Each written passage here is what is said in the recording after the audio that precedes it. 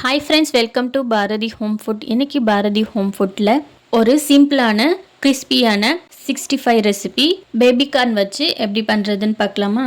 முதல்ல பேபிகார்னை உரித்து சுத்தம் செய்து இது போல் நீல வாக்கில் சின்ன சின்னதாக நறுக்கி இது போல் வடிப்பானில் தண்ணி சேர்த்து நல்லா கழுவி எடுத்தாச்சு. இதை சுடு தண்ணியில் சேர்த்து வேக வச்சு எடுத்துக்கலாம். நான் முன்னாடியே தண்ணி கொதிக்க வச்சுருக்கேன். இப்போ இந்த தண்ணியில் பேபிக்கான சேர்த்துட்டு தேவையான உப்பு சேர்த்து நல்லா கலந்து விட்டு ஒரு 2 நிமிஷத்துக்கு வேக வச்சுக்கலாம். அடுத்து இந்த 65க்கு தேவையான மசாலாவை ரெடி பண்ணிக்கலாம். அதுக்கு ஒரு 1/2 டீஸ்பூன் அளவுக்கு மஞ்சள் தூள், ஒரு 1/2 டீஸ்பூன் அளவுக்கு மிளகுத்தூள், ஒரு 1/4 டீஸ்பூன் அளவுக்கு கரம் மசாலா தூள், 1 டீஸ்பூன் அளவுக்கு தனி மிளகாய் தூள் சேர்த்துக்கலாம். பத்தலைனா டேஸ்ட் பண்ணி பார்த்துட்டு சேர்த்துக்கலாம். அடுத்து ஒரு 2 டீஸ்பூன் அளவுக்கு மல்லித்தூள் சேர்த்துக்கிறேன். இது கூடவே ஒரு 2 டீஸ்பூன் அளவுக்கு இஞ்சி பூண்டு விழுது சேர்த்துக்கலாம். இது கூடவே 1 டேபிள் ஸ்பூன் சோள மாவு, 1 டேபிள் ஸ்பூன் அரிசி மாவு சேர்த்துக்கலாம். நான் இதில் மைதா சேர்க்கலை, நீங்கள் வேணும்னா சேர்த்துக்கோங்க. இப்போ இது கூடவே ஒரு 1/2 டீஸ்பூன் அளவுக்கு உப்பு சேர்த்துட்டு நம்ம வேக வச்சிருக்க பேபிகார்னை சேர்த்து நல்லா மிக்ஸ் பண்ணி விட்டுக்கலாம்.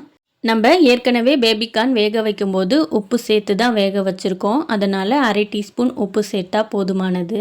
இப்போது இது எல்லாத்தையும் தண்ணி சேர்க்காமல் ஜென்டலாக மிக்ஸ் பண்ணிக்கலாம்.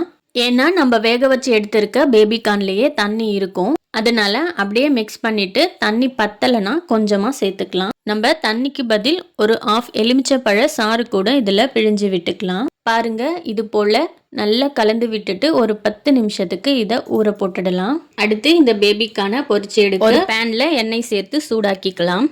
இப்போது எண்ணெய் சூடானதும் ஒரு டைமில் எவ்வளோ பேபிக்கான சேர்க்க முடியுமோ அவ்வளோ தரும் இதில் சேர்த்து நல்லா பொன்னிறம் ஆகிற வரைக்கும் 2 பக்கமும் திருப்பி போட்டு பொரிச்சு எடுத்துக்கோங்க. இப்போ பாருங்க, ஒரு பக்கம் நல்லா வெந்துருச்சு. இதை இப்போ திருப்பி போட்டு அடுத்த பக்கத்தையும் இது போலவே நல்லா பொரிச்சு எடுத்துக்கோங்க.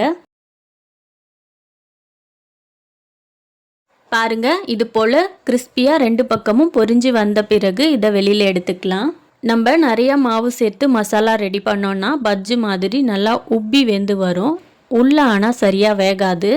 அதனால் நிறையா மாவு சேர்க்காம இது போல் கொஞ்சமாக மாவு சேர்த்து ரெடி பண்ணனா நல்லா கிறிஸ்பியாக வெந்து வரும். 65 சாப்பிட்றதுக்கும் நல்லா டேஸ்ட்டாக மொறுமொறுப்பாக இருக்கும். வானலில் நிறையா எண்ணெய் சேர்த்து பண்ணுறதுக்கு பதில் இது மாதிரி பேன்லேயே கொஞ்சமாக எண்ணெய் சேர்த்து பண்ணிக்கலாம்.